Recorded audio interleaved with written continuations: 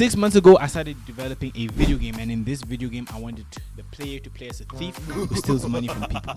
So I started off by creating a floor, a player, and some NPCs. So now the player is going to walk towards his NPCs, and the NPCs walks toward them as well. And once you are next to any of these NPCs, a steal meter is going to show up right here that allows you to steal from the NPCs. So that's cool and all, but I actually need to add some money to the game. So next I added some money, so now when you steal from these civilians, you actually earn some money.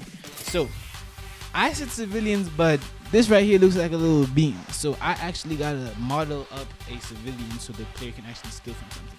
So I did some modeling in Blender, and I created these 3 civilians, and I also created a player model.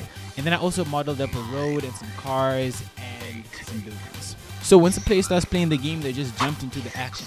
So I want the player to be, seamed into it and actually press a play button before they start. So I created this main menu right here, and now the player has to press play first before they actually start moving in the game. So once they press play, the game starts.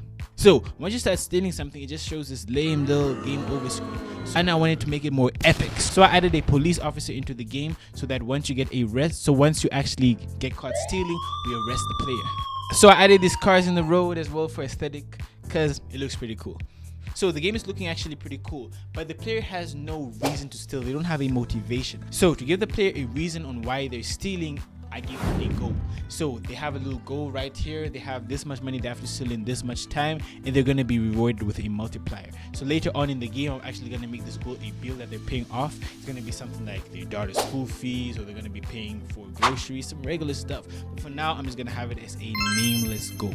So the next thing I added was I just made this green area go smaller and smaller the longer the player plays the game, because I wanted the difficulty to get harder.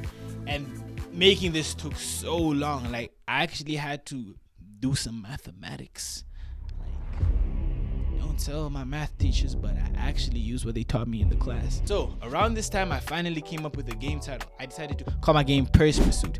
And now after I did that, I decided to add a couple more cars into the game. So now there's some different cars, and they also change colors, so it's not the same color, same car. It's different cars, different colors. And I also added these buildings into the game. So these buildings are actually pretty fire. I have like 20 different ones that each show up, because it's not going to be this boring old building showing up over and over and over. Next thing I changed was the civilians, because these 2 civilians cannot be the only guys we're stealing from. We actually got to steal from actual, random people. So I came up with a little algorithm that just randomly assigns, clothes to each character and chooses it to either be a male or a female. And now these different civilians come towards you in the game, and they're completely random. The next thing I added was these 3 power-ups. I have a power-up right here that just increases your speed. So once you hit it, you move faster. The next one I added was a invincibility power-up. So if you touch it and you miss the steal, you're going to be okay. And also if you bump into any of these civilians, nothing's going to happen, because I added a consequence that if you bump into the player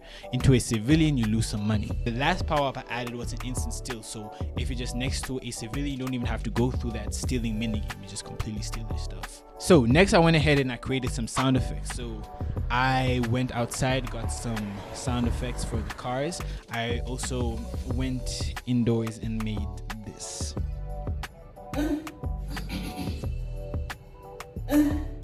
So this was gonna be the sound for when you bump into a character.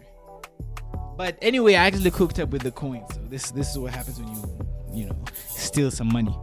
And I also decided to buy some sound effects on Fiverr, because I want some of the other sound effects to sound a little bit cooler. So I bought some sound effects on Fiverr, and here's how some of them sound.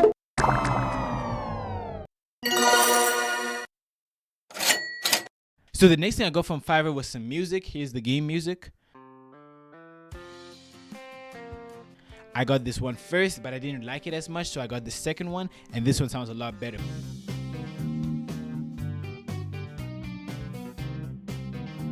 But in the game, I added both. This second one is what shows up first, but if you actually want to switch to this second one, you can go ahead and do that. I also got a game logo as well from Fiverr, and I got this little Purse Pursuit title as well to make the game look a little bit better.